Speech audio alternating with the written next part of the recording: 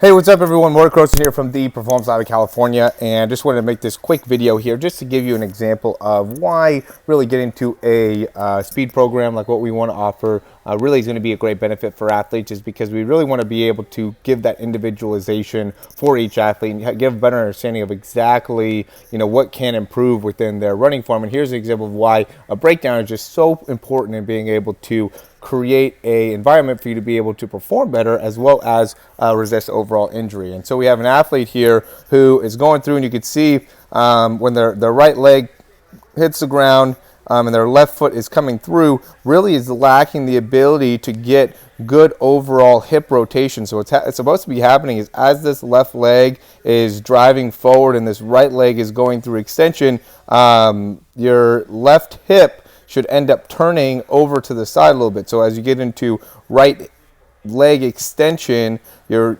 overall hip should be moving this way, and you should really be able to fully extend through like your left elbow and get a lot of range all the way through like this upper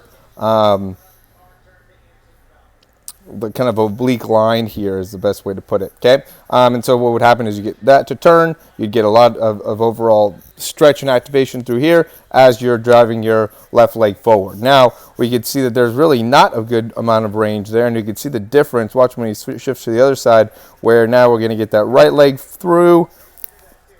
See how that hip kind of drops there? You get the right leg through, and now you're going to see a good amount of overall rotation. Notice this right here, right? Boom. Now is when you could see that good amount of shift that ends up happening. And so now the range and the position of the hips end up being this way. You could see a good amount of overall activation within this part of the leg as that hip is driving forward, right? We're going to go and look at it again here. Boom. So you notice this as they're turning, good amount of rotation, natural rotation, and then see the hip kind of drop there, which is a normal thing that you want to do as you go through that cycle. Now your hip's going to drop a little bit, but then as that leg comes through right here, we want to be able to see now the left hip slightly drop, but now be able to really turn as the right leg goes back, and you can see there's really no turn. You can see the hip kind of like goes this way, right? There's no rotation. There's like a lateral shift there, but it never really rotates. It immediately wants to go back into rotating onto the right side. So notice it just kind of does this little movement right there and then shifts right back. And then now we can see it go and turn the right hip, right? So now the right hip's going and turning again.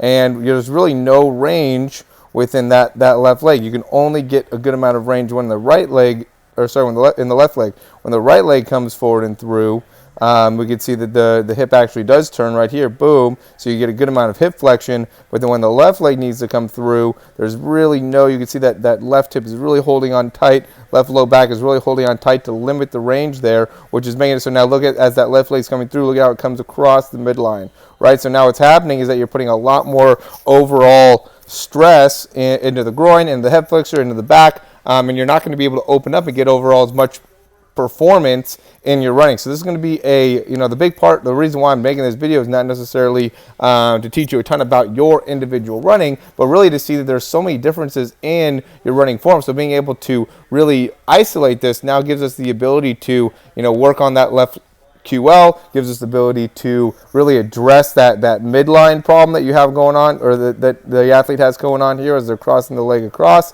Also gives us the opportunity to be able to address any other type of range of motion and strength issues that we can really achieve. So really being able to get a better, what ended up being a big thing for this athlete is being able to get more extension out of that back leg. So especially on the left leg, really not being able to get a very much extension very quick and going into knee flexion here after pushing out that back leg, where we always say, there's a lot of athletes that end up going with their foot too far back behind them. They get too much extension. Well, he was actually in the opposite boat, where he, really didn't give enough extension out of that back leg and was going into knee flexion really early. So that was limiting his ability to really use his whole leg and being able to push off the ground, and was instead using a lot of hamstring in his actual running form. So again, very important to understand how you can improve your overall mechanics and why a breakdown would be important for you.